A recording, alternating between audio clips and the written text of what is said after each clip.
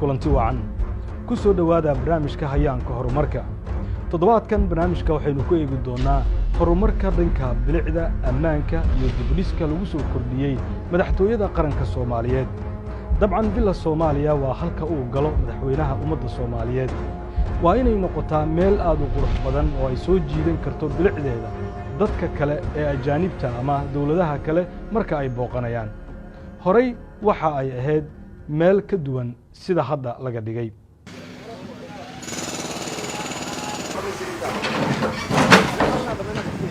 markii madaxweynaha uu si rasmi ah ugu soo wareegay madaxtooyada 9 cisho kadib waxaa dib u dhis lagu sameeyay qaybo kala duwan oo ka mid ah xarunta madaxtooyada maadaama ay goobtani tahay meesha ugu sarreysa ee dalka laga xukumo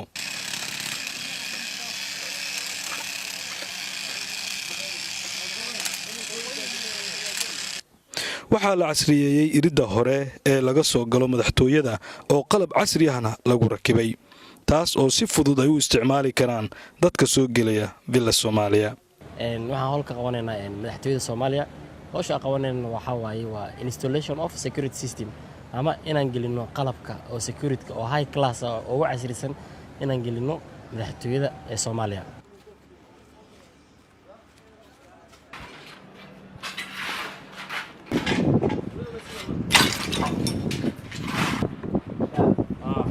meeshaan ajigno waxa waa guard house ama qolka ilaalada waardiyaha oo qolada u gudbayso gudaha si oo waardiyeenaysay qolkan sida arda u jeedaan waxa way kor ay u kacay qol aad u yar ayu hawa weyn hadartan waxa la dhex dhigi doonaa gudihiisa laba shay oo baaritaan ah midna waa luggage scanner waa meeshii boorsooyinka wixii lagu baarayay la dhex dhigi doonaa iyo walk through scanner midkii dadka ay dhex marayeen oo baaritaanka ah qolkan hadartan hawshiis meeshan ay maraysa muddo koon gudeed insha Allah waan soo gabagabeynayna waan rinjiinayna meesha dhax bartamaha waxa ugu talagalnay in ay dadkii socdo ay dhex maraan waxaan ugu talagalnay gadaal dhinaceeda kale waan arki doontaan qayb oo ah jaranjarada dadka caadiga ku soconayeen iyo qayb dadka oo disabled ama naafaha ay marayaan oo kale waa ugu talagalnay ayagan meeshaas waxaa sidoo kale la adkeeyay ammaanka soo gelitaanka madaxtooyada iyadoo labada qaybood la kala soocay oo dadkuna ay maraan meel gaar ah halka gawaariduna ay maraan baaritaano casri ah oo heerar kala duwan ay soo maraan halkan aad arkaysaan waxa ku jira qalab casri ah oo loogu talagalay inuu gaariga uu ka baaro waxyaabaha hoosta ugu dhagan si uu arko qofka halkaas ku jiro hawshan istiraatiijiyada waxay bilaabatay 2017 bishii July waliba 11keedii meelahaas inay ahayd baan filayaa shirkii ugu horeeyay aan qaadanay wuxuu ahaa laba hadaf inaan marka hore tiigsano inaan amniga madaxtooyada sidaan u adkeyn lahayn gab ahaanba qaabka loo soo geliyo iyo cidda soo gelaysa tan labaadna waxay ahayd bilicda madaxtooyada saan ayadana u qurxin lahayn labada hadaf anoo ka duuleynaa waxaan isweydiinay sidee hawshan u geli karnaa fursad waxay noo saamaxday marka inaan marka wax la diray inaan istiraatiiji ahaan soo fiiriyo madaxtooyooyinka adduunyada ama state house-yada kale qaabka uu amnigooda u sugan yahay bilicdooduna u hagaajisan tahay markaan baaris ku soo sameeyno wadamada noo dhow iyo kuwa noo fogba dhamaantoodba waxaa noo soo baxday inaan qalabkan la yiraahdo bollarka oo birahan dhulka soo baxaya ah road blockerka oo kan naga dambeeya ah qalab saasa sidii aan u soo hagaajin lahayn u keen lahayn iyo waliba inuu noqdo qalab quality leh oo la test gareeyay UK baa waxa ku yaala meel qolo commission ah oo qalabyadan yaani baabuurta intaasoo tan ah lagu test gareeyo inuu baabuurka crash garoobo meesha qalabka dhaawac ka gaar lahaa marka meeshan ka soo bilaawno marka koowaad waxay ahayd inaan istiraatiijiyadii fiirino kadib gawaaridu markii halkay dhaafaanna waxay sii mari doonaan dhowr aaladood oo casri ah oo loogu talagalay in lagu sugo ammaanka madaxtooyada handaabyo aad u fara badan iyo iskaan lagu hubinayo waxa ku xiran gaariga hoostiisa ayaa lagu soo kordhiyay horay uma aanay jiri jirin adeegan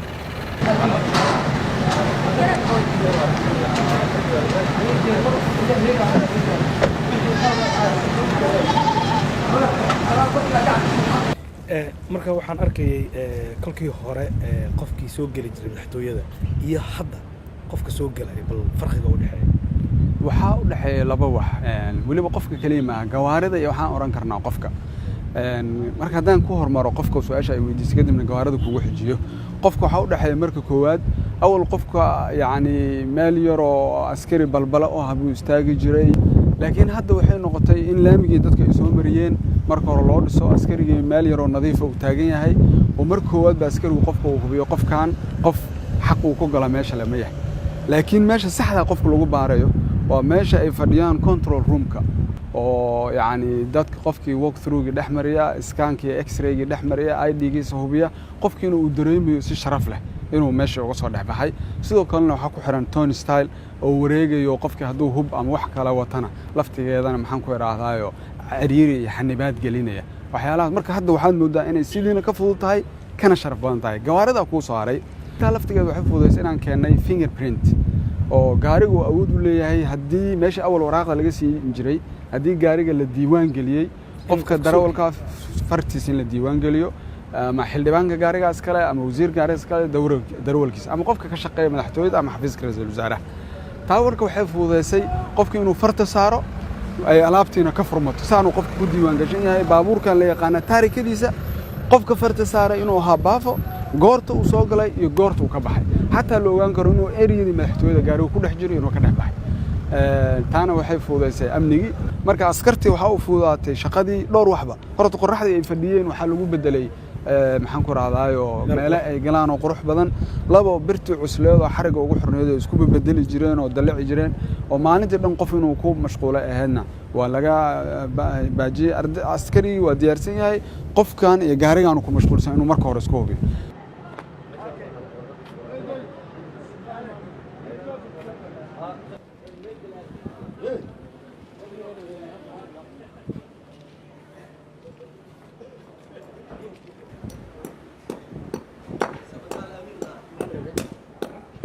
meeshaan qalabkaan gelinay hadda oo jeedin way taagan tahay qalabkan waxa la dhahaa tayakila taayarada ayuu banjarinaya baabuurkii isku day inuu sharci daro ku soo gudbo qol ayaa inta la keenaya oo la dhigaya system ayaa inta la gelina wixii horay oo manualka baabuurka oo xarig in laga qaado xarig la sii daayo oo la soo celiyo waa laga gudbay askari qolka ku dhex jiro waxa la leeyahay baabuurkaas ka qaad betoon oo wuxuu riixaya oo up baashan kor ay u baxayso qalabkan meeshan birahna ilkaan hoos ay galayaan haddana markii birta u soo celinaya betoonka down uu riixaya automatically birtan ida soo celinayso ganahan way soo baxayaan marka baabuurka isku day sharci daro inuu meesha gudbo taayarada ay ka banjarayso meel fogna ma gaarayo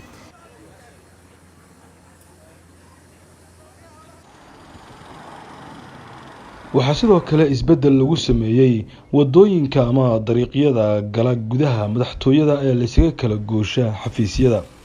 iyagoo ahaayeen kuwo aada u burbursan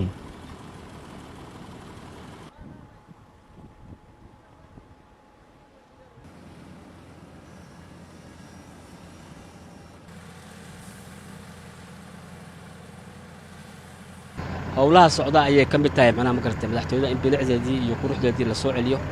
laamiga ayaa ku bilowday waxaan rabnaa feeska koowaad oo hadda socda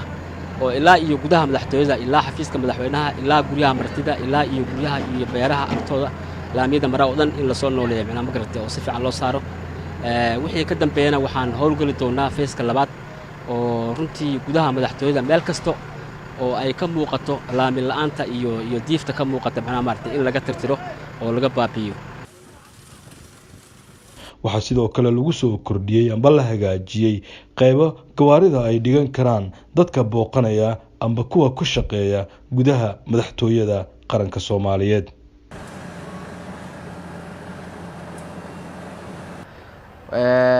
laamigan oo hadda la dhisay jidkan 3 kiiloomitir isku yarka ah bilicda madaxtooyadu qayb muhiim ka qaadanaya door muhiim ah laamigaas oo muddo 9 maalmood socday markii aragnay baahidii jirtay oo bilicdii qaranka in la soo celiyo madaxtooyada in madaxtooyada bilicdeeda la soo celiyo oo laamiyadeedana dib u dhis lagu suubiyo si didiilo fiican wadanka guud ahaan ugu noqdo dib u dhiska u horseedo maadaama madaxtooyada qaranka laga bilaabo bilicda beertan waxaa sidoo kale qayb ka qaatay wiilkan dhalinyarada ah ee ku caanbaxay arar farmaajo iyo geeya beerta ayaan hadda dhex joogaa kulli hadda isbedel weyn ayaan sameynay kulli haddana waa u jeedin beerta ayaan ku dhex jiraa hadda waxay taagan tahay baasha arbeerteeda iyo geeya ay taagan tahay agaasimo aamino iyo aniga iyo kulli shaqaalaha oo kulli ku jiro oo hore iyo anigu kulli hadda isbedel weyn ayaan sameynay ليسعب بلالا لروم بحا بلنتينو واشقو بلنتينو واشقو بينهو إسرائيل من دمدان وبغنا بلنتينو واشقو بلنتينو واشقو ليسعب بلالا لروم بحا بلنتينو واشقو بلنتينو واشقو بينهو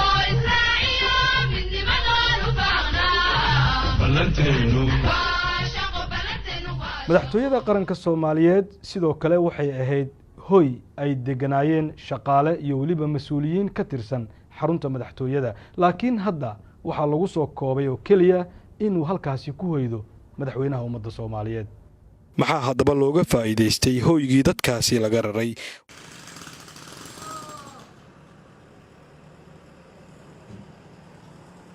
markaan nimid waxay nala noqotay in maaragtay madaxtooyada maadaama ay tahay wajigii Soomaaliya ay siday ahayd aan wax ka bedelno wax bedelkaasna hadda waxa hormood ka ahaa agaasimaha guud iyo aniga iyo maaragtay oo ah agaasimo ku xigeenkii madaxtooyada intaan hadda isbedelka dadka ka shaqeynaya ama ha ahaato albaabadiyo iskaan yaal la dhigay ama laamigii la dhisay ha ahaato ama beerta quruxda badan ha ahaato ama xafiiska weynan anagu fadhina ha ahaato waxaa noo dhima wax badan way isku dhex jireen hadda qaybta aad kor hadda tagteen ma ogi guriga weyn waxay ahayd qayb maaragtay deegaana ah xafiisyana ah marka hadda waxaanu maadaama ay tahay madaxtooyo deegaan ma noqon karto hal qof kaliya ayaa degi kara madaxtooyada oo ka noqon deegaan ku yeelan kara waa madaxweynaha Soomaaliya wiil Soomaaliya meesha la yiraahdo wiil Soomaaliya waa residency ama goobtii uu deganaa madaxweynaha iyo familiyadiisa la taliyaasha marka hadda muddo aduu 3 bilood ka hor meel ay fariistaan xataa ma jirin hore uma jirin la taliyo wuxuu ahaa qof uu iska magacaaban laakiin aan meel looga soo hagaag lahayn hadda daartaas weyn oo banaanka ku taalood aragtay oo ahaan jirtay sida aan sheegay deegaan ahaan jirtay qayb yarna xafiisa ka haddana qayb ra'iisul wasaaruhu ka degan yahay ayaa waxaan ka sameynay dayactir xoog laan ka sameynay hanti dhowrka degan xataa waxaan ka sameynay dayactir aad u weyn oo gudaheedo dhan si fiican baa loo dhisay waxaana la fadhiyaa hadda oo loo qalabeeyay qof kasta oo la taliya ah qiiqdii markii aan imid waxa jirtay meel beer ahaan jirtay aniga laftaydu dawladii Sheekh Shariif xildhibaan baan ahaa beer weyn bay ahaan jirtay laakiin markaan soo noqdo waxaan arkay meel galin oo waxba ka jirin runtii haddana dadku markay kaftamay waxay dhahaan beertii ama aaminay dhahaan laakiin beertaydii baa beertii qaranka aan uma jeclayna la yiraahdo waxaa iga gashay muddo 5 bilood ayaa banaanka taagnaa xataa aragtidaydu waa bedelantay marka maahmaahadu waxay ahayd aaminana hamadoobaata beertuna ha qurux badnaato beerta waxaa ku abuuran moos waxaa ka baxa kostaatada waxay dhahaan cagaarkan la cuno kaliya maaha aniga aamin ahaan waxaan aaminsanahay inaan kala untusno dalkeena meel kasta inay wax ka bixi karaan laakiin ulajeedadu maaha kaliya in ubax la daawado ulajeedada daba taal waa in la tusaa dadka xataa beertaas yar ee madaxtooyada ku dhex taal hadii la abuurto 5 qoys inay maaragtay dhirjin karto aniga taas way muhiimadaydu sabul tira badan ayaa waxaan ku shubnay dambiil weyn madaxweynahan u geeyno narwaakan gurigaaga kaliya intaana ka bixi karta dalka hadii la hirgeliyo nabadu balaarato dadku wax soo saarka way nagu filanto Soomaaliya oo dhan baa ku noolaan karta marka qisadaas looga jeeda iyo quruxda kama marna iyaduna mas'uuliyiinta iyo waliba shaqaalaha ka howlgala madaxtooyadu waxa ay fursad u heleen in ay helaan xafiisyo ay uga adeegi karaan bulshada haddaba dhismayaashii hore ee madaxtooyada ayaa isbedel casri ah lagu sameeyay iyadoo dhismayaal cusubna hadda ay socdaan hawshoodii halkan waa xafiiska uu fadhiisto madaxweynaha ummadda Soomaaliyeed waxa isna lagu sameeyay dib u habeyn ballaaran taas oo qofka marka uu soo galo soo jiidan karto xafiiska madaxweynaha marka aad gasho waxa aad ku arkaysaa sawirka madaxweynihii ugu horeeyay dalka Soomaaliya Allah u naxariistay Aadan Cabdulle Cusmaan oo suran xafiiska madaxweynaha waxaana ay muujinaysaa astaanta qiimaha uu dalka uu ku lahaa. muddadii sanadka ay jirtay dowladdii madaxweyne maxamed cabdulaahi farmaajo waxaa muuqata in dowladdu ay dadaalo ugu jirto sidii dalkan uu mar kale haybaddii uu ku lahaa caalamka dib loogu soo celin lahaa.